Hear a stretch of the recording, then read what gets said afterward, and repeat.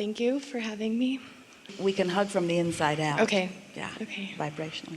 Okay. My question is soulmate versus twin flame and how the differences between that. Like when you have synchronicities with someone intensely, what does that mean?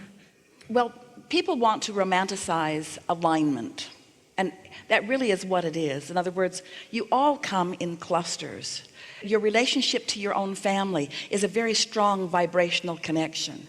And so what you're really describing is when you feel a connection to someone, what's happened is you've just met them on a vibrational wavelength. And you can meet on any vibrational wavelength and it can feel like a strong connection. Sometimes you can meet somebody who's just willing to complain with you about the same things you're complaining about, and they feel like your long-lost soulmate, because they'll stand by you, they'll be with you, they'll support you and defend you, you see.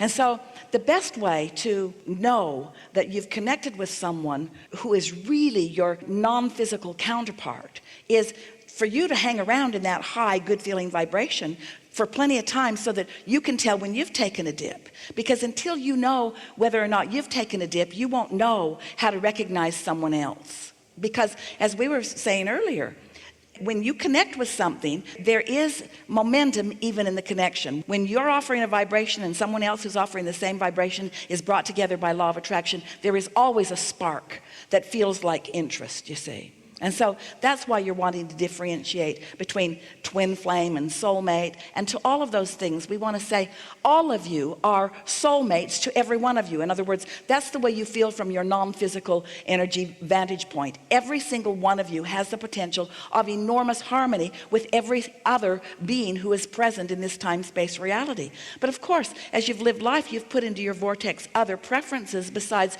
just being energetically aligned. You want some of your physical awareness is to be the same. There are many things that life has caused you to want, and you have the potential of satisfying every one of them, you see. And so we would spend no time looking around a crowd and trying to acknowledge which ones are soulmates and which ones aren't, because the only thing that matters is, are you a mate to your own soul in this moment? Are you a vibrational mate? Are you vibrational in alignment with your own soul? And if the answer to that is yes, then you'll be able to find those who are a vibrational match to theirs. And two who come together, who are each individually in vibrational alignment with who they are, is what we consider to be the greatest harmony. Not sameness, not same attitude about all same things, but same vibrational harmonics, which makes for the best kind of relationship. Enough difference in interest, but the ability to be in alignment so that you can extract the best from each other at all times. Yes.